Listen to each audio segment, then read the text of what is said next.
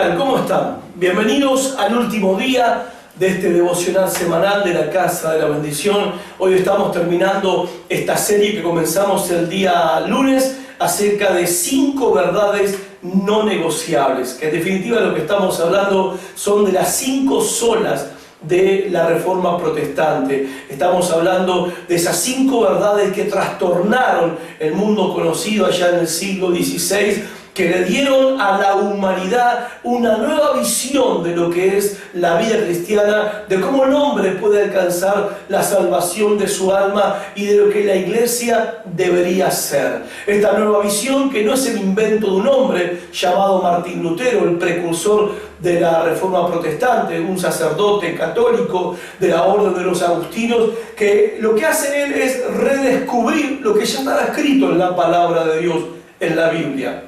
El asunto es que la iglesia para esa época se había corrompido y había dejado a un lado la Biblia, y estaba fundamentada en sus propias doctrinas, sus propias tradiciones, en los decretos y dictámenes de los concilios de los líderes religiosos, del Papa, los cardenales, los obispos, que decretaban y sacaban edictos y promulgaban enseñanzas totalmente alejadas de la Biblia, de la palabra de Dios, de lo que Cristo y sus apóstoles habían enseñado. Eso se convirtió en lo que se conoce hasta el día de hoy, en el magisterio de la iglesia, al punto de que se llegó a decir que solamente en la iglesia de Roma, en la iglesia católica, solamente podía encontrarse salvación.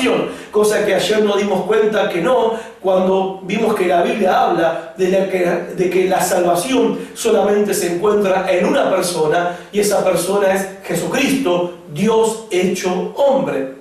Esto que Martín Lutero empieza a proclamar, empieza a influenciar a otros predicadores, a otras personas fieles de la Iglesia Católica, que empiezan a redescubrir también en la Biblia que las prácticas y enseñanzas de la Iglesia de Roma estaban muy alejadas de la enseñanza de la palabra de Dios. Lo que hace Martín Lutero y los que vinieron después de él no es ni más ni menos que poner la Biblia al alcance de la gente, poner la Biblia al alcance del pueblo. Vos no sé si sabías, pero hasta no hace mucho en las misas se hacía toda la ceremonia religiosa en latín, incluso acá en Argentina se hacía en latín. No fue hasta sino uno de los concilios vaticanos que hubo hace algunas décadas atrás, que eso fue reformado y fue cambiado, pero hasta hace no mucho se hacía la ceremonia y todo se leía en latín. La gente no entendía por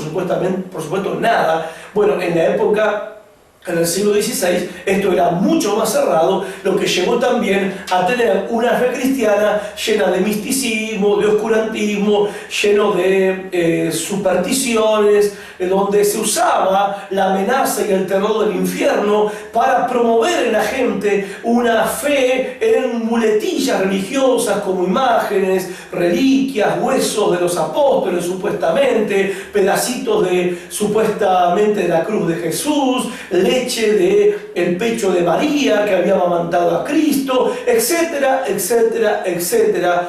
Cosas que habían hecho que el pueblo se alejara de Dios y que la vida moral y la vida espiritual de la gente del siglo XVI era totalmente caótica, perversa y desesperada. Y la gente, cuando se le ofrecía por medio de la iglesia oficial alcanzar la bendición, alcanzar el favor de Dios o el perdón de pecados a cambio de dinero, ellos, con tal de escapar de su desesperación, no tenían problemas en ir y pagar lo que hacía falta para conseguir esa bendición que la iglesia les prometía, pero que la Biblia en ningún lado enseñaba. Ahora, déjenme decirle también esto: eso no fue solamente un problema en el siglo XVI, hace 500 años atrás, sino que también sigue siendo un problema al día de hoy, porque también el hombre, a lo largo de la historia, ha tenido la tendencia de querer establecer su propio camino a la salvación, su propia religión, su propia iglesia, su propia Biblia también, y sus propias doctrinas para establecer lo que es la verdad.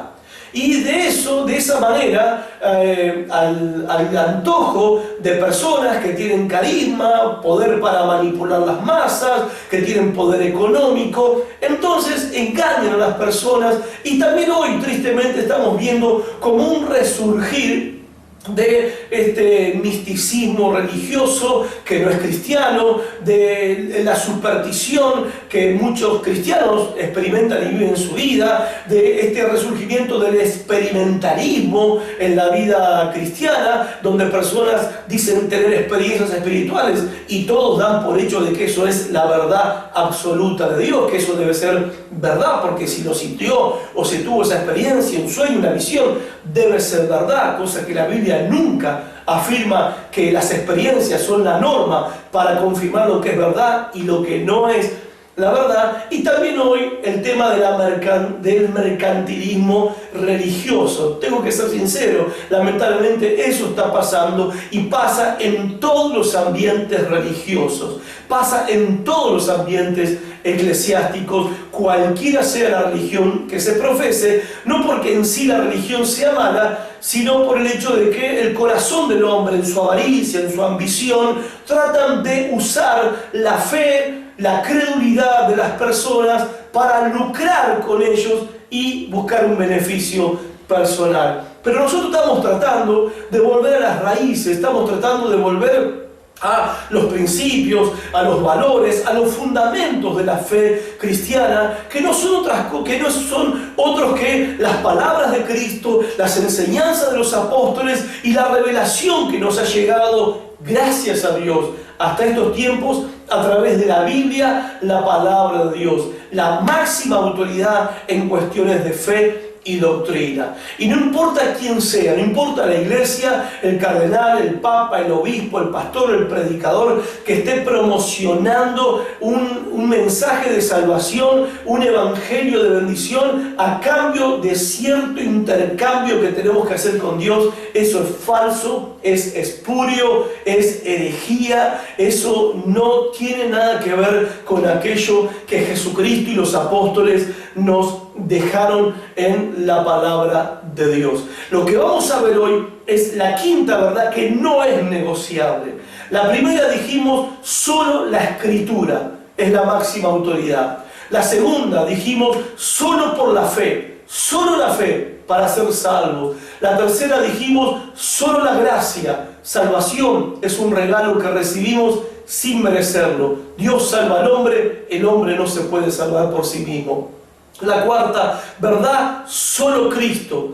Solamente Cristo es el camino, Él es el único camino, la verdad y la vida. Fuera de Cristo no hay salvación. Y la sexta verdad no negociable es solo a Dios la gloria. Solo a Dios. No a ningún hombre, no a ninguna institución, no a ningún dogma, solo a Dios la gloria. Leemos en Romanos, el apóstol Pablo escribe esta carta, en el capítulo 11, versículo 36, esta expresión, de donde los reformadores protestantes extraen esta proclama evangélica, solo a Dios la gloria. Dice Pablo en Romanos 11, 36, porque de Él y por Él y para Él son todas las cosas. A Él sea la gloria por los siglos. Amén. ¿Qué nos dicen los reformadores de su interpretación de la verdad bíblica? Que Dios todo lo que hace lo hace para su gloria. Dios salva al pecador para su gloria, Dios perdona pecados para su gloria, Dios salva a los pecadores para su gloria, Dios envió a su Hijo a la tierra para su gloria, Cristo murió en la cruz del Calvario para la gloria de Dios, Cristo resucitó al tercer día para la gloria del Dios Padre. Nosotros recibimos el don del arrepentimiento y de la fe para la gloria de Dios. Nosotros somos atraídos por la gracia de Dios a la fe en Jesucristo para la gloria de Dios. Nosotros recibimos vida eterna, nacemos de nuevo por la fe para la gloria de Dios. Dios creó el mundo para su gloria, Dios creó el universo para su gloria. Dios hace salir el sol cada mañana, hace caer el rocío cada madrugada, Dios hace fluir los ríos y los mares, Dios levanta y derriba montañas, Dios hace todas las cosas que hace, lo hace para su gloria. Esto tiene una implicación en nuestras vidas como creyentes, porque esto, ¿qué implica para nosotros? Que nosotros también deberíamos hacer todas las cosas para la gloria de Dios. Te doy un ejemplo. Es verdad que nosotros hacemos este video para bendecir tu vida, para hacerte útil, para ver si de alguna manera te podemos ayudar compartiendo la palabra de Dios y la riqueza que hay en ella. Pero en primera instancia y en última instancia, lo que hacemos no es para quedar bien con vos, no lo hacemos por dinero, porque esto no lo vendemos, no lo hacemos por ser famosos, por alcanzar reconocimiento, lo hacemos para la gloria de Dios. Lo hacemos también porque Dios nos mandó a hacerlo. A ver, tenemos un mandamiento, ir y predicar el Evangelio a todas las personas, y lo que estamos haciendo es predicar el Evangelio a través de este medio, y lo hacemos para la gloria de Dios. Y esta es la implicancia que el Evangelio tiene en nuestras vidas. Fuimos salvos por la gracia de Dios, fuimos salvos porque pusimos nuestra fe en Jesucristo, creemos que la Biblia es la palabra de Dios, creemos que solo en Cristo hay salvación, y ahora, en virtud de que nuestras vidas han sido transformadas por el poder de Dios y hemos nacido de nuevo, vivimos ahora ya no para nosotros mismos. Ya no vivimos egoístamente, ya no vivimos buscando nuestro beneficio personal, ya no vivimos buscando el bien propio, vivimos para la gloria de Dios, y todo lo que hacemos, lo hacemos para la gloria de Dios. Dice el apóstol Pablo, todo es de Él, porque Dios es el propietario y el dueño de todas las cosas de mi vida y de tu vida también. En segundo lugar dice que todo es por Él. Todo lo que existe, el universo entero, se sostiene por el poder de Dios. Dios lo sostiene con su poder, con su mano. El día que Dios retire su mano, todo esto se acaba y todo esto se termina. Y en tercer lugar dice Pablo que todo es para Él. Dios el Padre hizo todas las cosas para que su Hijo Jesucristo sea también glorificado. Jesucristo, que es Dios hecho hombre. Entonces Dios demanda y exige que toda la gloria le sea dada a Él y que nosotros vivamos para Él. Esto repercute en nuestras vidas, ¿sí?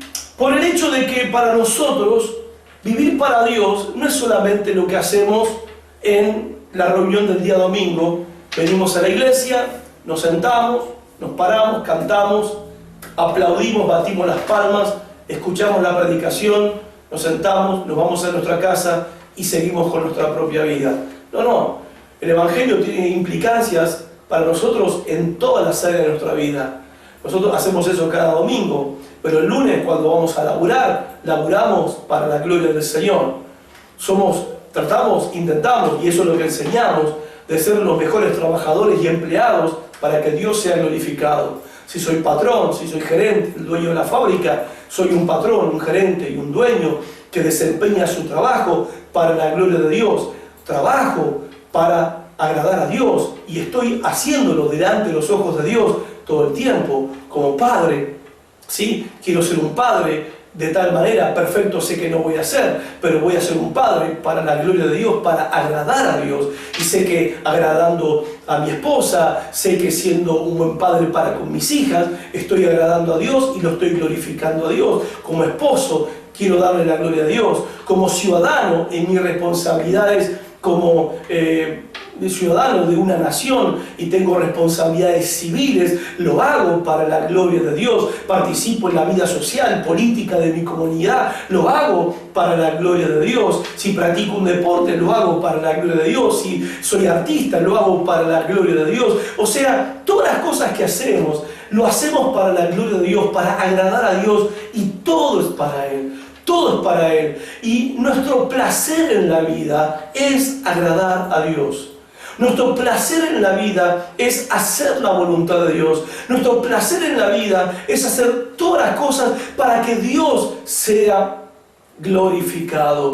Y esto también implica en nosotros el hecho de que ya no vivimos para nosotros mismos, sino que también vivimos para servir a los demás. Que desde que hemos sido convertidos en cristianos, fuimos convertidos en hijos de Dios, ahora tenemos en nuestra vida incorporado un nuevo paradigma, un nuevo estilo de vida, donde tenemos preocupación por el otro. Por eso los cristianos nos caracterizamos por consolarnos unos a otros, edificarnos unos a otros, confesarnos nuestras faltas unos a otros, perdonándonos unos a otros, enseñándonos, corrigiéndonos, fortaleciéndonos, animándonos unos a otros. Nosotros vivimos, somos totalmente contrarios a este mundo individualista, egoísta, materialista, humanista, hedonista, donde lo que importa es mi felicidad. Me recibo para tener un título y ser feliz. Me caso para ser feliz y que alguien me haga feliz. Quiero un aumento en el trabajo, un ascenso, una promoción para ser feliz. Todos andan buscando su propia felicidad. Todos viven de esa manera y no nos damos cuenta que la única manera de encontrar esa felicidad, de encontrar esa plenitud, es vivir nuestra vida para la gloria de Dios. Vivir nuestra vida agradando a Dios. No hay mayor placer en la vida de alguien que cree en Jesucristo que hacer la voluntad de Dios. Te lo puedo asegurar. No hay mayor satisfacción en la vida de que habiendo hecho lo correcto y habiendo hecho algo en beneficio del otro, y eso que he hecho me costó tiempo, me costó dinero, me costó esfuerzo, tuve que poner mi capacidad, mi habilidad, mi talento, mis dones al servicio de mi prójimo necesitado.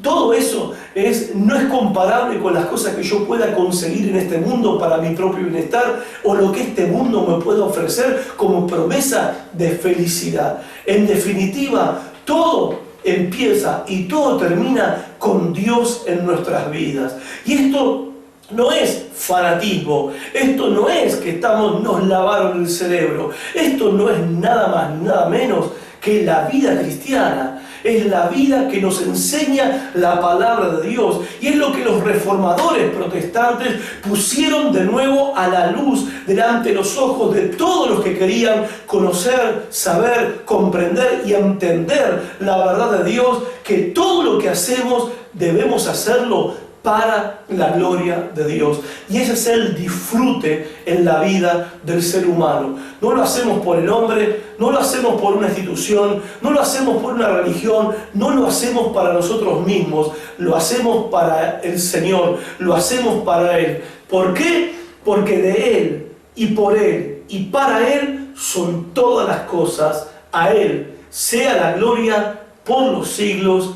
Amén. Y yo te recomiendo y te aconsejo que vivas esta clase de vida. ¿Y cómo es posible? Solamente por medio del Señor Jesucristo. Dios te bendiga. Nos volvemos a encontrar la semana que viene en el devocional semanal de la Casa de la Bendición. Chao y hasta el lunes que viene.